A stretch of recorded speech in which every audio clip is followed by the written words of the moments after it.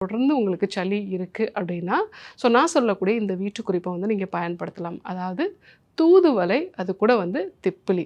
அதாவது திப்பிலி வந்து ஒரு 10 கிராம் அளவுக்கு எடுத்துக்கோங்க.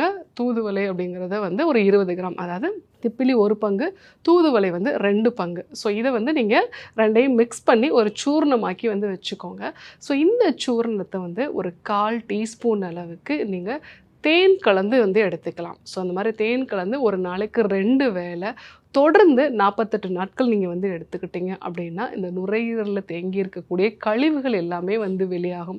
அதிகப்படியான சளி இருக்கிறது, நாட்பட்ட சளி, நெஞ்சு சளின்னு சொல்லுவாங்க. தீராத நாட்பட்ட நெஞ்சு சளின்னு சொல்லுவாங்க. அந்த மாரியா இருக்கக்கூடிய சளிகள் எல்லாமே வந்து வெளியாக ஆரம்பிக்கும். ஏன்னா, இந்த தூதுவளை அப்படிங்கிறது வந்து நம்ம உடம்புல கொஞ்சம் வெப்பத்த வந்து அதிகரிக்கக்கூடிய ஒரு தன்மை இருக்கும். அது மட்டும் இல்லாம கோழையகற்று செய்யவும் உடையது. கோழையகற்றி அப்படின்னா, நம்ம நுரையீரல்லையும் வயிற்று பகுதியிலையும் இருக்கக்கூடிய அதிகப்படியான கோழை, அதாவது சளித்தன்மையை வந்து அது வெளியேற்றக்கூடிய ஒரு தன்மை வந்து இருக்கும்.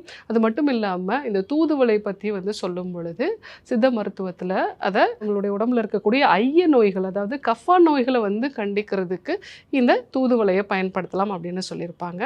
அதே மாதிரி திப்பிலி. திப்பிலி அப்படிங்கிறது வந்து நமக்கு செரிமான சக்தியை வந்து இம்ப்ரூவ் பண்ணக்கூடியது. அது மட்டும் இல்லாம இதுவும் வந்து சளியை வந்து வெளியேற்றக்கூடிய ஒரு தன்மை, அதாவது கோழையை வெளியேற்றக்கூடிய ஒரு தன்மை வந்து இருக்கும். இந்த 2 மூலிகைகளுமே நம்ம உடம்புல இருக்கக்கூடிய கஃபத்தை வந்து குறைக்கக்கூடியது. அது மட்டும் இல்லாம நுரையீரல்ல இருக்கக்கூடிய சளியை வந்து வெளியேற்றக்கூடிய ஒரு தன்மையும், உடலுக்கு நல்ல ஒரு வெப்பத்தை கொடுக்கக்கூடிய ஒரு தன்மையும் வந்து இருக்கும்.